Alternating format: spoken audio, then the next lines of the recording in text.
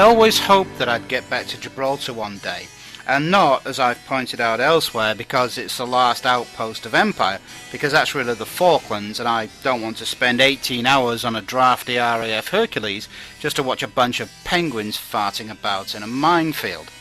No, the reason I wanted to go back to Gibraltar is to check to see if they've still got a road running across the runway of their international airport. And they have. Now, just think, you're driving to work anywhere else in the world, and the only view you've got is the back of the head of the driver in front of you. Just imagine the view you get in Gibraltar.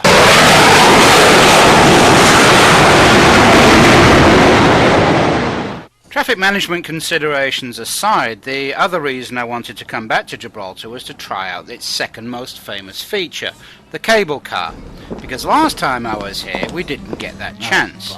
This time, things were going to be different.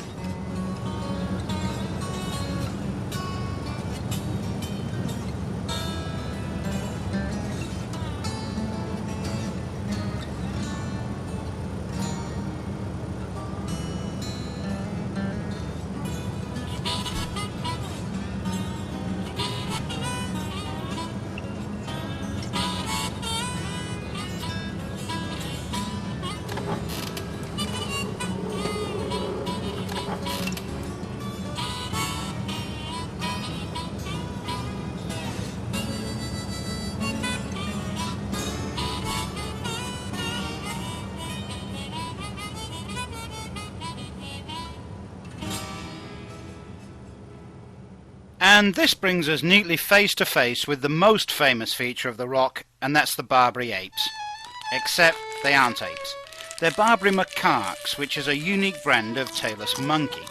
Now, nobody knows how they got here to Gibraltar, but they were running about the place long before the British, and in fact there are records of them going back to 1610. There's a legend that when the apes leave the rock, the British will follow, and this superstition is taken so seriously that when the population fell to about 7 individuals during World War II, Winston Churchill dispatched the SAS to Morocco to kidnap a couple of dozen of the little buggers and bring them back. Possibly the origin of the term guerrilla warfare. I seem to remember the monkeys as being a lot more gregarious than this. Very enthusiastic about a free feed, of course, but a lot more interactive. And there's a reason for that. 3 years ago when I was here, I broke the law. You can be fined £500 for doing this. Back then, the law wasn't enforced, but it is now, and the Gibraltar monkeys are strictly out of bounds. It's 21st of October 1805, and as is traditional, the British and the French have been kicking the snot out of each other. The Battle of Trafalgar has just ended in a decisive British victory, though famously Admiral Nelson has gone for a walk on the deck of his flagship, the Victory, wearing full naval bling, and as a result is promptly shot dead by a French sniper. Well, it's here that Gibraltar becomes a little bit of a footnote in Trafalgar history, because the Victory was quite badly damaged in the battle and didn't sail straight back for England. It came to Gibraltar. And this is the Trafalgar Cemetery, a poignant reminder of Gibraltar's involvement in the battle, because 430 British sailors died and 1,690 were injured, and in those days that meant that you died just a little bit slower than everybody else. And many of the dead are buried here, including this chap. The Victory's unscheduled detour to Gibraltar also meant that news of the most important naval battle in history broke in the Gibraltar Chronicle, which is still published today, and... hold on, wait a minute. That's not how you spell received. It's a fact that most visitors to Gibraltar tend to restrict themselves to this area because that's where the big city and the bright lights are. And that's a pity in a way, because just over the other side of the rock is Catalan Bay. It's a fishing village, or it used to be. In fact, for most of its history that's all it was, because to live here, to be a Catalano, you had to have a fishing permit issued to you by the governor of Gibraltar. Nowadays, the heart and soul of the community is the Church of Our Lady of the Sorrows, with its relaxed dress standards and seemingly inexhaustible bell ringer.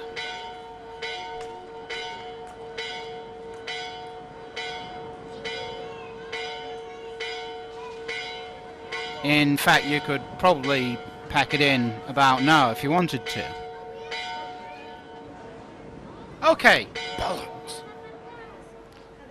Oh, sod off!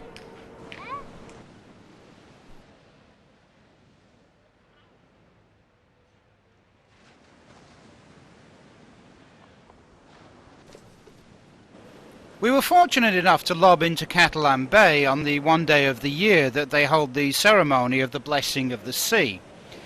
The centrepiece of the church, the statue of the Lady of the Sorrows, the history of which is, strangely enough, unknown, is carried down to the beach, and the Bishop of Gibraltar, and by all appearances every single person in the village, turns out to ask their God for a bountiful harvest from the sea.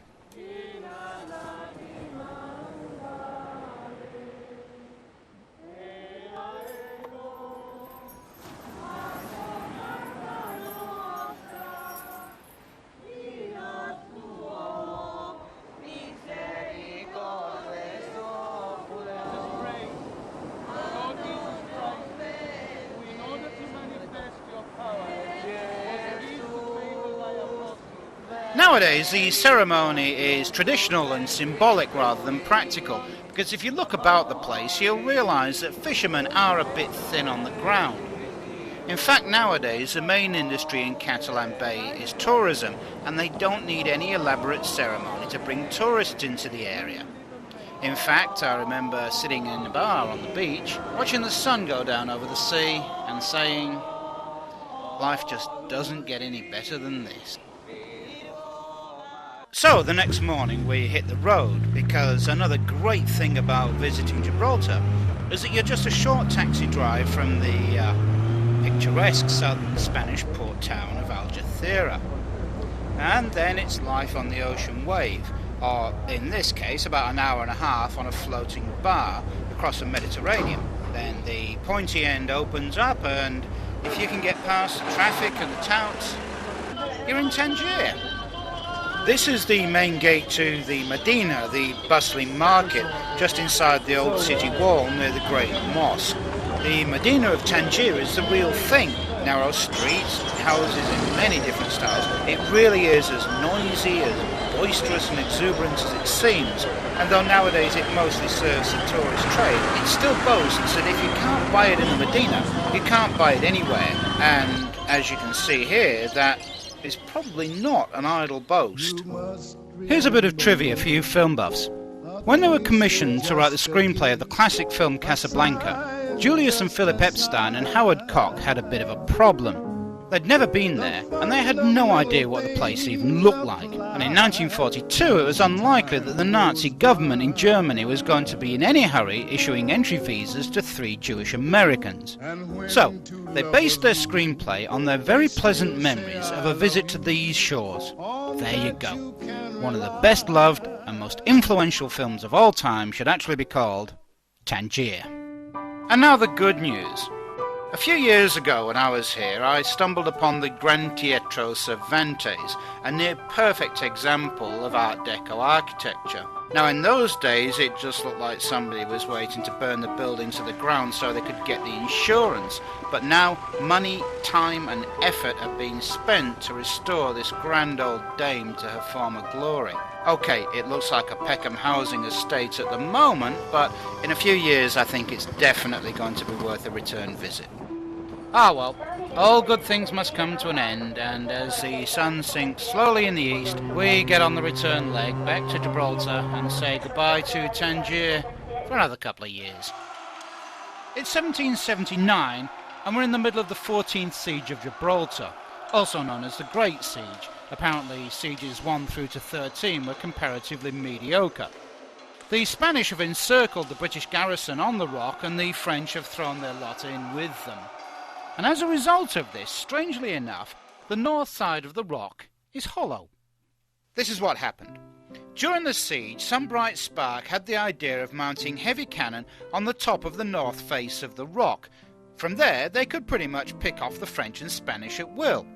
However, the route to the north face is completely exposed, so anybody up there would be sitting ducks for French and Spanish snipers in turn. So, the same bright spark had an even brighter idea. Instead of going up the rock, go through it. Hence, the siege tunnels. Now, during the construction of the tunnels, they found they had one small problem.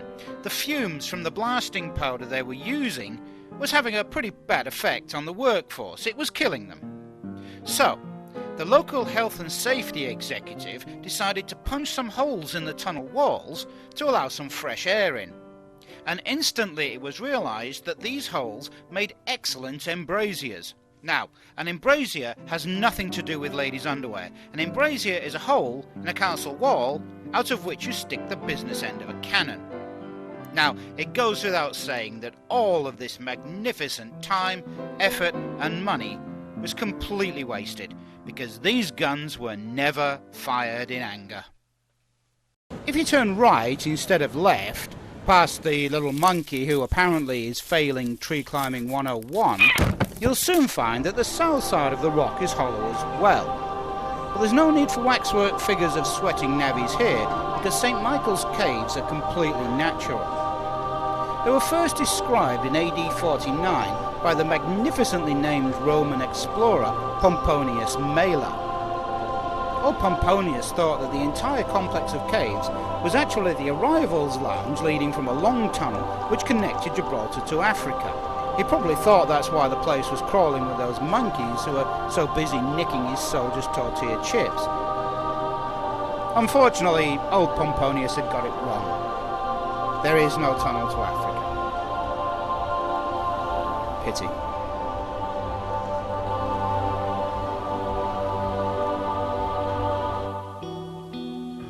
So Gibraltar has cemented its place in history in a very concrete way.